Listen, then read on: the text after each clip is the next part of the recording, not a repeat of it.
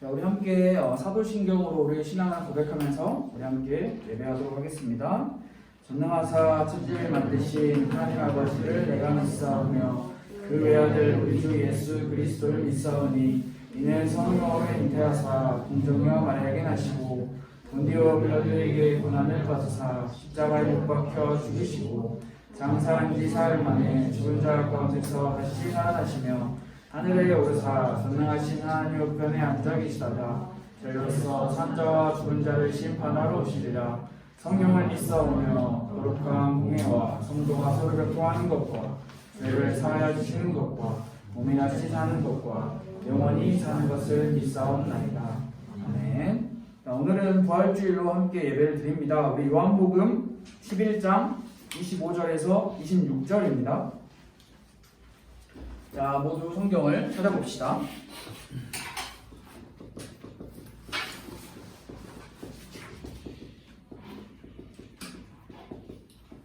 요한복음 11장 25절에서 26절 말씀이고요.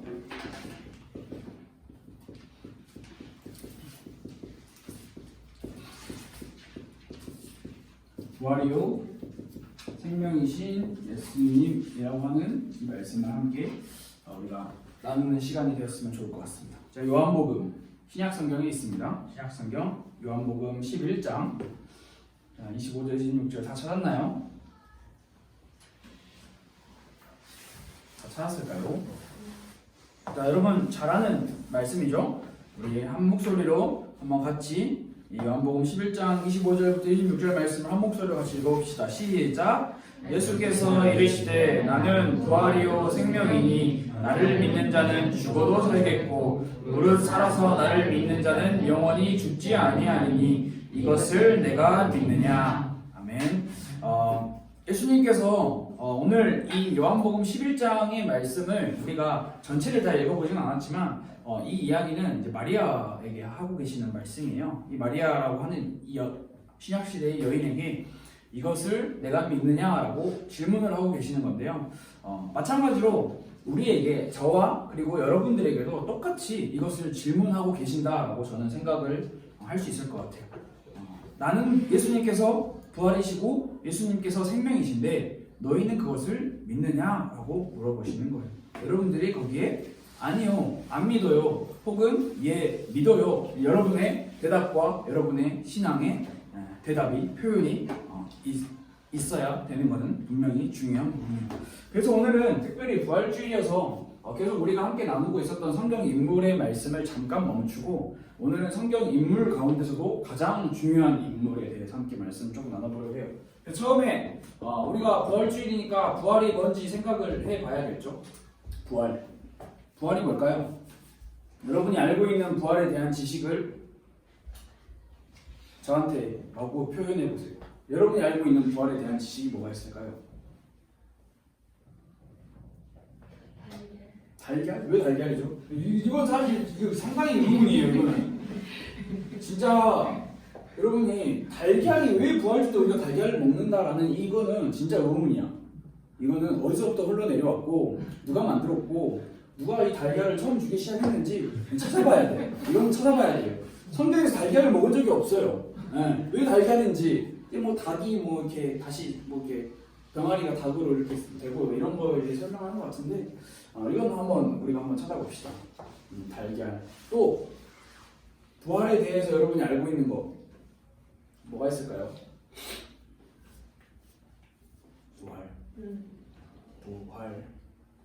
부활. 진짜 재미없는 것 같은데 재미없으니까 하면 안 되겠다. 안 할게요. 미안해요. 자, 부활. 그렇죠. 여러분이 부활에 대해서 알고 있는 게 없는 게 정상이에요. 왜냐하면 우리는 부활을 경험해보지 않았기 때문에 우리는 부활을 해본 적이 없어요. 그래서 여러분 어디 길 가다가 나 부활해봤다, 와라, 알려줄게 하는 사람이 있으면 그대로 그냥 그 경찰서에 신고하세요. 사기꾼이에요. 알겠죠? 부활 해본 사람은 어디에도 없어요. 그냥 부활이란 무엇인가 우리가 사전적 정의를 한번 생각해보면 말 그대로 무덤에 누워있거나 죽었다는 말이죠. 무덤에 누워있거나 썩어버린 육체가 어느 날 땅 위에 다시 일어나게 될 것을 말한다라고 기록을 하고 있어요. 이거는 여러분 성경에서 표현하고 있는 말이 아니라 그 우리가 흔히 즐겨 애용하는 초록창에서 알려주는 정의예요. 무덤에 누워있거나 썩어버린 육체가 어느 날 다시 땅 위에 일어나게 될 것. 그래서 문자적인 뜻으로는 부활은 이렇게 표현할 수 있어요. 다시 일어선다. 이 일어선다라는 표현이 우리가 자리에 앉아있다가 다시 일어난다 이런 개념이 아니라 죽어버린 육체가 다시 일어난다, 살아난다라는 것을 이야기하고 있죠. 그런데 여러분, 우리가 믿고 있는 이 기독교라고 하는 이 종교, 이 신앙의 이 부활은 핵심이에요. 핵심은 뭐죠? 한 가운데에 자리를 잡고 있는 것. 다시 말해서 없어서는 안 될 아주 중요한 것. 그러면 다시 또 반대로 생각을 해보면 기독교를 믿어. 기독교 신앙을 가지고 있어. 그런데 부활에 대한 신앙이 없다. 그러면 핵심이 없는 신앙생활을 하고 있구나라고 우리는 생각을 해볼 수 있어요. 마치 이런 것 같아요. 자, 이거는 여러분은 제 그림의 실력을 의심하시지만 의심해도 좋아요. 이거는 찐빵이에요. 자, 찐빵이에요. 자, 여러분, 찐빵 안에 뭐가 들어있어요? 여러분 좋아하는 거 말해보세요. 팥 좋아하죠? 또 팥만 좋아해? 그래? 굉장히 단순하네. 굉장히 맛있는 거 많이 나왔는데 김치 뭐 기타 등등 많이 나왔던데 사실 저도 팥을 좋아해요. 자, 찐빵인데 자, 그래 뭐 또 찐빵 너무 또 식상하니까 제가 그림 너무 못 그리죠? 이거 뭔지 알 것 같죠? 아니, 꽈배기요? 내 그림도 너무 무시하는데? 자, 뭘 것 같아요? 찐빵 친구예요. 겨울에 많이 먹는 거. 그렇죠. 네, 미안합니다. 자, 붕어빵 안에 뭐가 들어있죠? 원래는 팥밖에 없었어요. 근데 요즘에는 발전했어. 슈크림 같은, 그렇지. 슈크림도 들어있죠. 맛있어요. 자, 여러분 생각해보세요. 찐빵을 먹는데 팥이 없어. 찐빵이에요? 맛있다고? 팥 없는 찐빵 맛있을 것 같아요? 좋아해 그거? 네. 근데 많은 사람들이 팥 없는 찐빵을 뭐라고 이야기할까요? 찐빵이라고 이야기할까요? 그냥 빵이잖아요. 붕어빵인데 붕어빵은 팥이 없어도 붕어빵인가? 모양이 붕어빵이어서? 이건 사실 아니네요. 네, 이건 취소. 마찬가지로 기독교라는 하고 있는 신앙을 여러분이 믿고 이 길을 가는데 부활이라고 하는 신앙이 여러분의 마음에, 여러분의 신앙에 자리 잡고 있지 않다. 그러면 마치 팥 없는 찐빵과 같다라고 이렇게 표현을 할 수 있어요. 이건 표현이에요. 표현이에요. 자, 그리고 만약에 이 땅에서 예수님이 이 땅에 실제로 오셔서 이 땅에 오셔서 예수님이 3년 동안 3년이라고 하는데 그 한 3년 약 3년의 세월을 예수님이 사역을 열심히 하시고 십자가에서 죽으심으로 이 땅의 사역을 다 마치셨어요.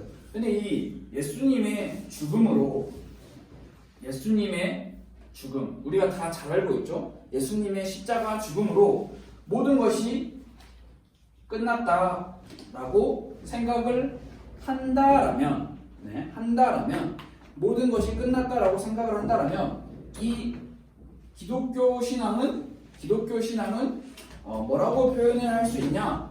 말 그대로 거짓이다라고 표현을 할 수 있어요. 여러분 이거 잘 생각해야 돼요. 여러분들이 잘 알아야 하는 부분이에요. 예수님이 이 땅에 오셔서 사역을 하시고 십자가에 못 박혀서 죽으셨어요. 그걸로 예수님의 모든 인생이 모든 삶이 끝났어. 그게 기독교야. 그러면 그 기독교는 거짓말이에요. 여기서 이 부활이라는 게 없다면 기독교는 거짓말이라고 여러분 표현을 할 수 있어요. 그러면 다시 한번 설명을 합니다. 기독교라는 것에 부활이라고 하는 게 없다면 이 부활이라고 하는 핵심이 없다면 기독교는 거짓말이에요. 거짓말이에요. 그냥 이 땅에서 잘 먹고 잘 살고 예수님 믿고 죽으세요 라고 하는 거에서 그 죽음으로 끝난다라면 기독교는 거짓말이에요. 여러분이 기독교 사상에 있어서 가장 중요한 핵심에 있어서 부활이라는 것을 물론 지금은 안 믿어질 수 있어요. 충분히 그럴 수 있는데 이것을 믿지 못한다면 예수님이 질문하시는 것처럼 이것을 내가 믿느냐라고 질문을 하셨을 때 이것을 믿지 못하고 이 신앙이 우리 마음에 없다면 우리는 거짓된 신앙생활을 하고 있다라고 생각을 할 수 있어요. 이것을 가장 잘 표현한 게 뭐냐면 고린도전서 15장 이거 다 읽을 수는 없고요. 14절에서 19절 말씀을 누가 썼냐면 사도 바울이라고 하는 사람이 썼는데요. 이 사도 바울이라고 하는 사람이 여기서 뭐라고 이야기를 하냐면 만약 예수님께서 다시 살아나지 않으셨다.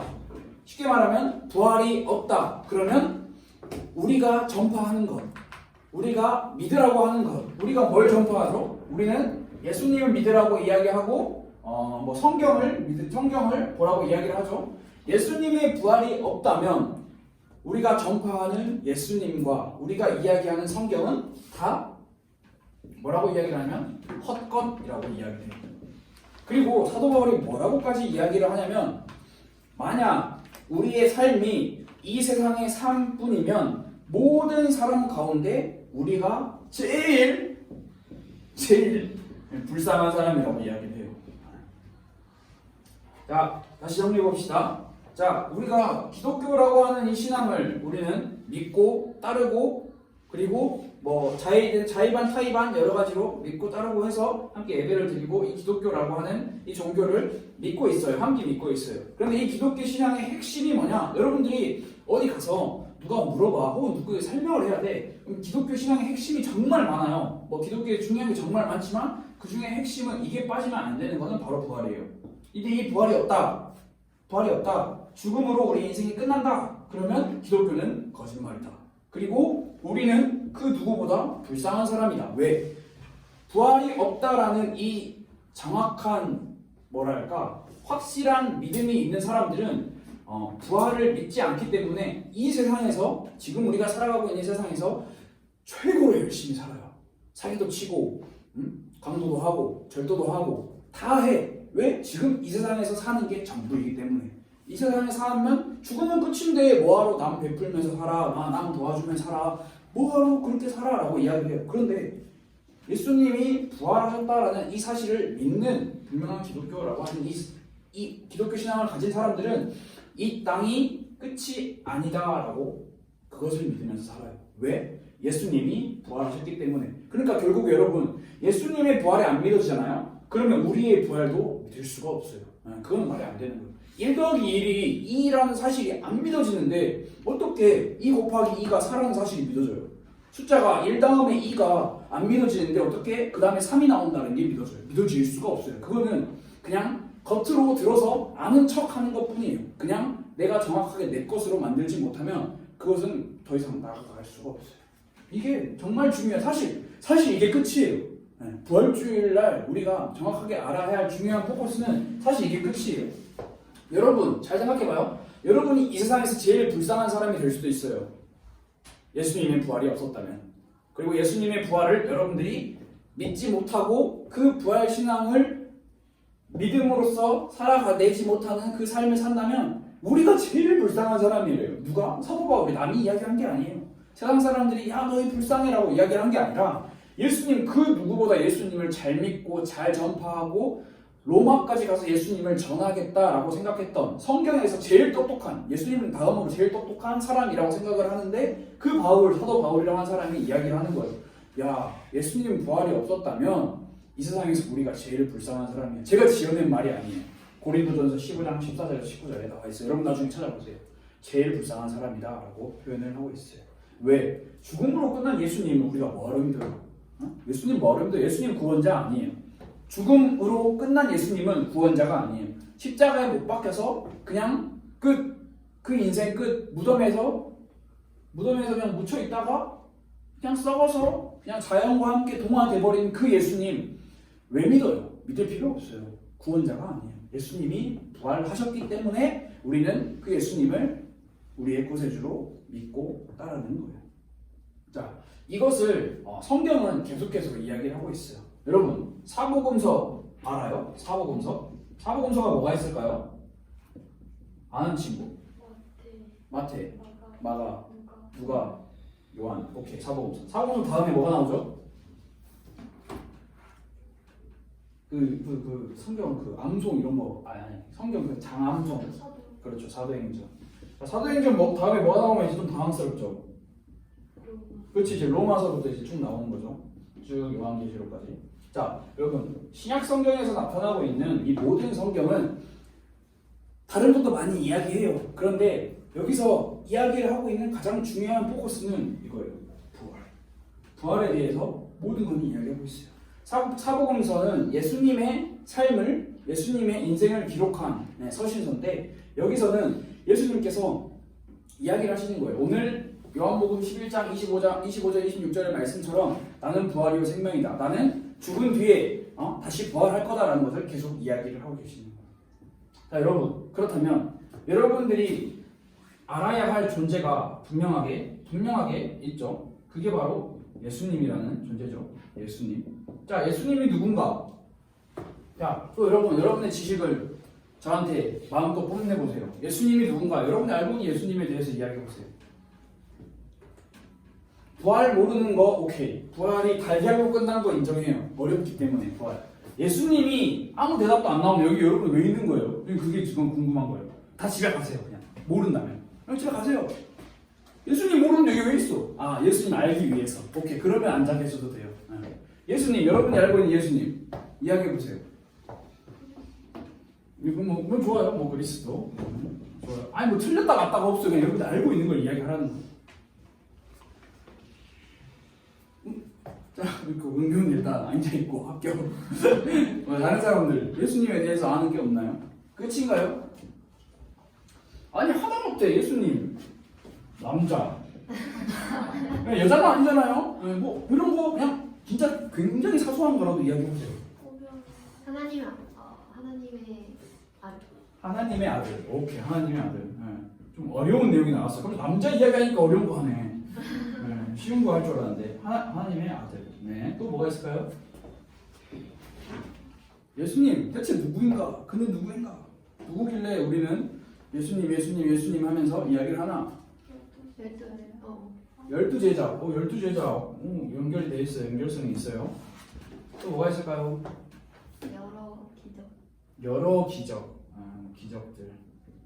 오케이. 또? 응? 오병이요. 포함되죠, 기적에. 오케이.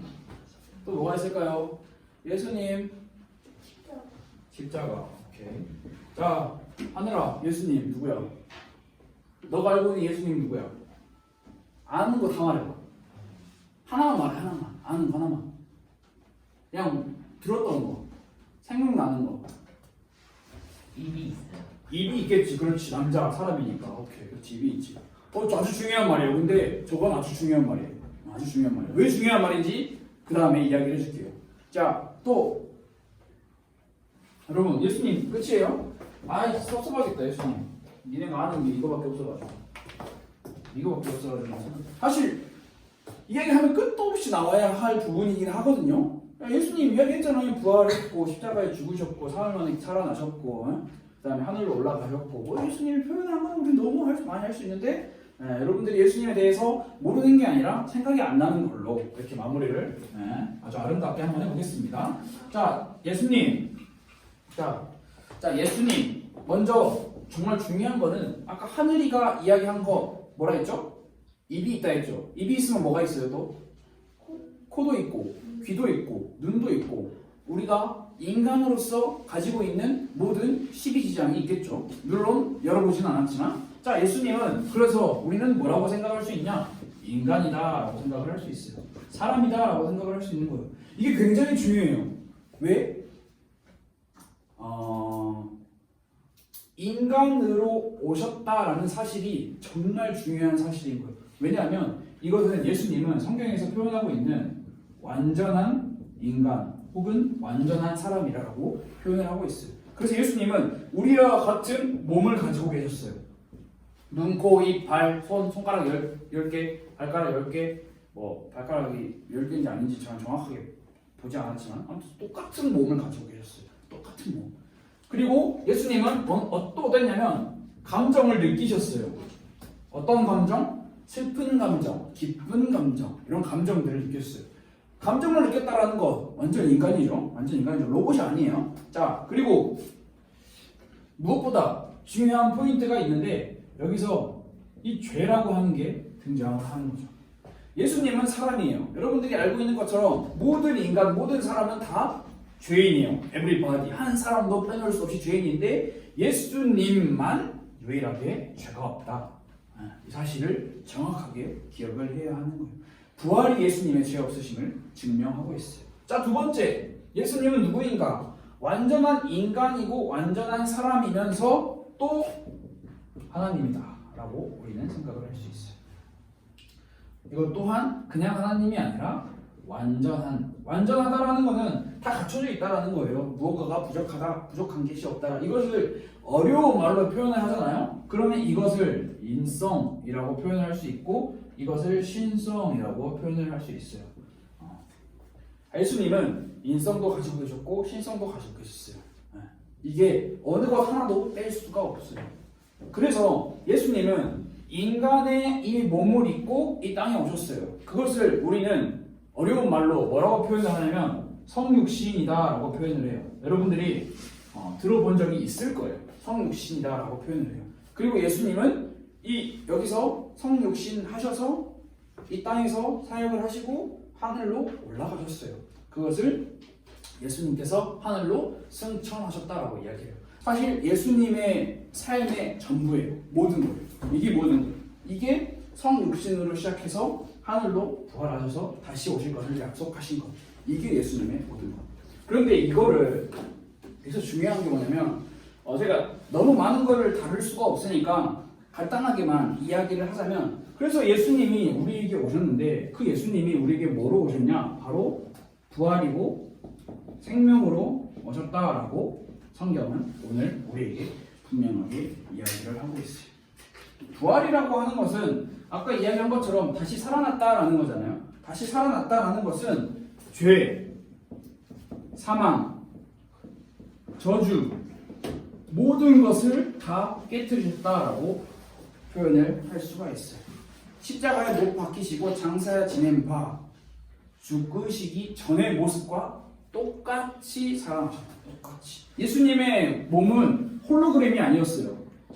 홀로그램 요즘에 홀로그램 이게 만지면 이게 뚫리는 그런 홀로그램 있잖아요. 실체가 없는 것. 그냥 이렇게 어떤 빛이나 어떤 투영체 같은 그런 개념. 만지면 없는. 근데 예수님은 만지면 뚫리는 몸이 아니었어요. 만지면 진짜 있는 몸이었어요.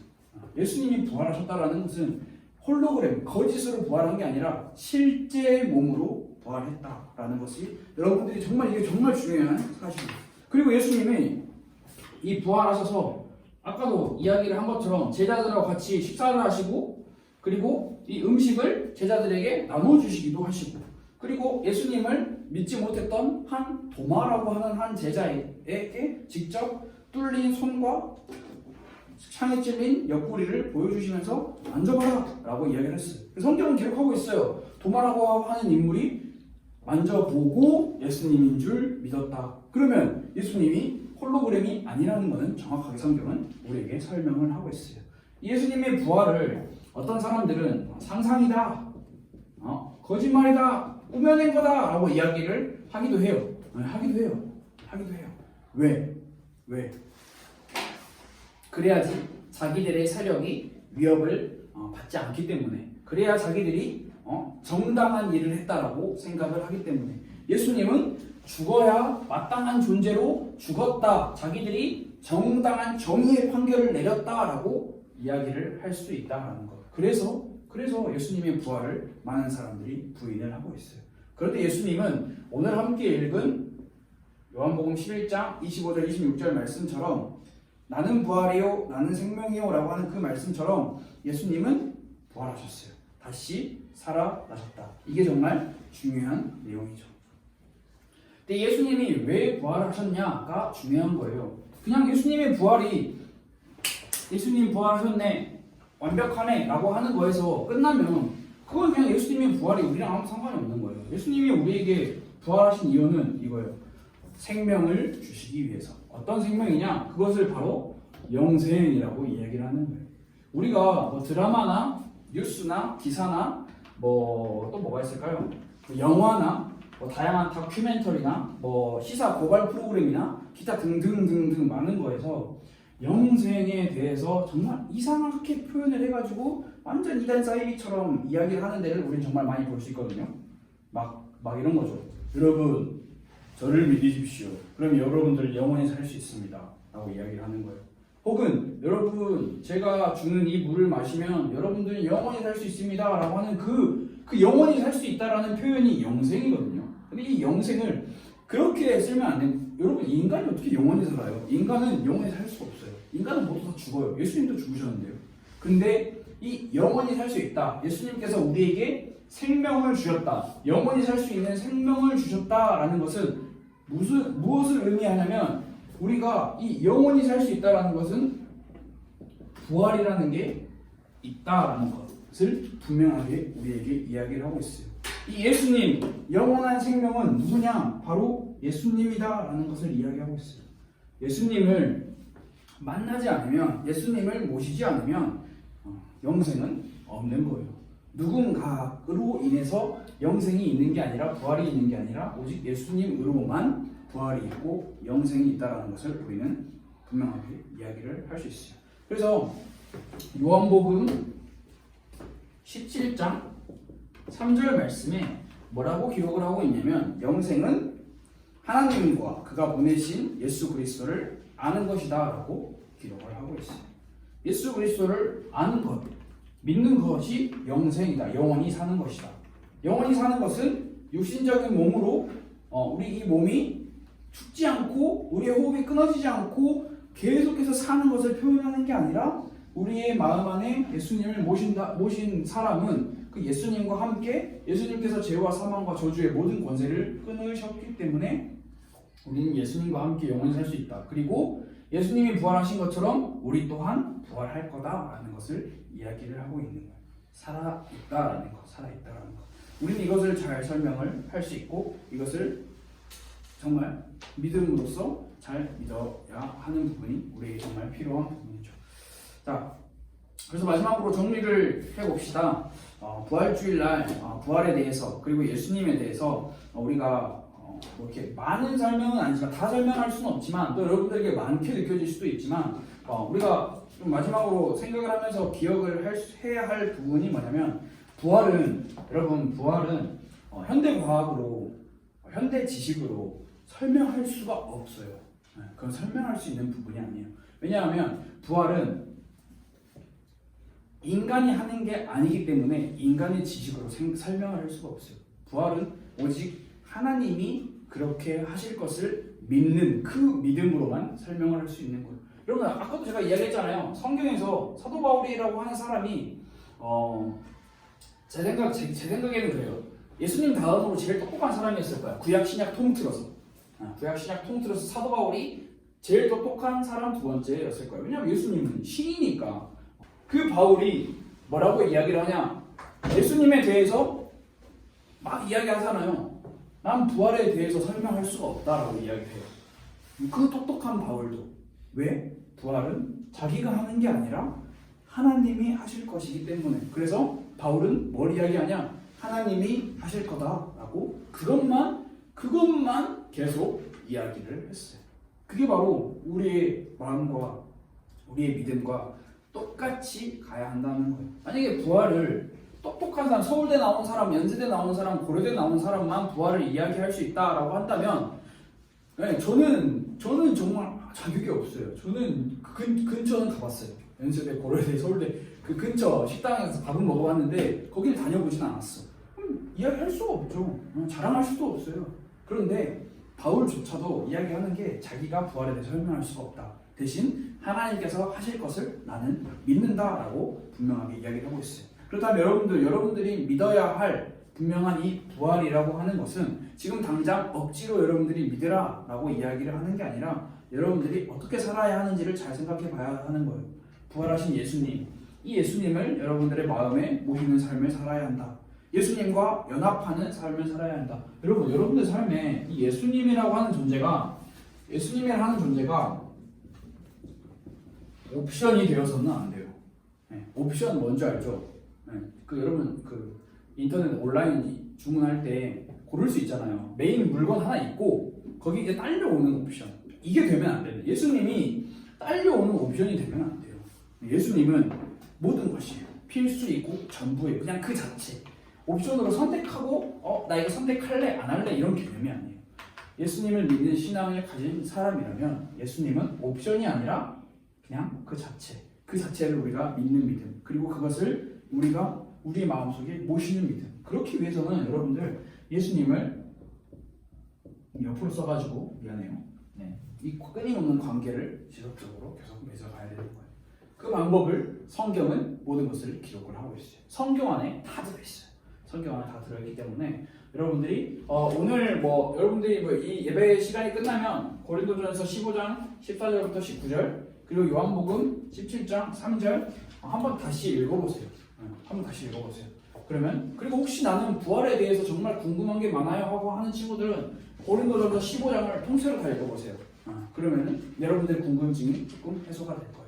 그래서 여러분들이 앞으로 여러분들의 삶을 살아가는 동안에 예수님과 깊은 관계를 맺고 예수님이 우리의 삶의 옵션이 아니라 예수님이 우리의 삶의 주인이 되는 그런 삶을 여러분들이 살았으면 정말 좋겠다. 사실 그것밖에 없어요. 모든 소원은 그것밖에 없어요. 여러분들이 서울대를 가냐, 고려대를 가냐, 연세대를 가냐라고 하는 게 제 바람이 아니고 여러분들의 부모님의 바람이 아니에요. 여러분들이 정말 잘 알아야 할 게 여러분들이 성공해가지고 떼부자가 돼가지고 그런 젊은 창업가 CEO가 되는 게 여러분들의 부모님과 여기 선생님들의 바람이 아니에요. 여러분들의 부모님의 바람은 제가 여러분들의 부모님의 바람을 한 번도 들어본 적은 없지만 마음이 통하는 부분이 단 한 가지가 있다면 여러분들이 예수님 믿는 게 여러분들 부모님의 바람이에요. 여러분들의 부모님들이 엄청 애를 쓰면서 악착같이 여러분들을 위해서 기도하시는 게 성공하게 해주세요가 아니에요. 예수님 믿게 해주세요가 여러분들의 부모님들의 악착같은 기도 제목이에요. 근데 그건 여러분 부모님의 기도 제목이고요. 여러분이 악착같이 예수님 믿게 해주세요. 예수님과 매일매일 기쁜 관계를 가지게 해주세요라고 여러분들의 기도 제목을 여러분들의 삶으로 표현을 할 수 있어야 하는 게 정말 중요해요. 부활이고 생명이신 예수님이 믿어지지 않는다. 그러면 믿어지게 해주세요라고 기도를 해야죠. 부활이고 생명이신 예수님이 믿어진다. 그러면 예수님도 예수님처럼 부활할 것을 믿고 살아갈 수 있게 도와주세요라고 기도를 할 수 있어야 되는 거죠. 옵션이 아니고 우리의 삶의 모든 것, 반드시 우리가 실천할 수 있는 모든 것이라는 사실을 여러분들이 꼭 기억을 했으면 좋을 것 같아요. 우리 이 시간 함께 한번 기도합시다. 오늘 받은 말씀을 우리가 생각하면서 우리 한번 같이 기도하는 시간을 가지면 좋을 것 같은데 많은 내용들이 있었지만 여러분들이 다 기억하지 못할 수도 있지만 딱 한 가지만 기억을 하면 부활이고 생명이신 예수님, 그 예수님을 믿게 해주세요. 그리고 그 예수님을 우리의 마음에 모실 수 있도록 해주세요. 이 한 가지 기도 제목을 가지고 우리 함께 기도하도록 하겠습니다. 하나님 감사합니다. 우리의 마음과 우리의 생각을 내려놓고 부활이고 생명이신 예수님을 믿기 원합니다. 또 부활이고 생명이신 예수님을 따르기 원합니다. 예수님 우리 마음에 오셔서 우리의 주인이 되어주시고 우리의 구세주가 되어주시고 우리의 구원자가 되어주세요. 하나님 오직 예수님만을 믿고 따라갈 수 있도록 하나님 우리를 도와주세요. 살아계신 예수 그리스도의 이름으로 기도드렸습니다.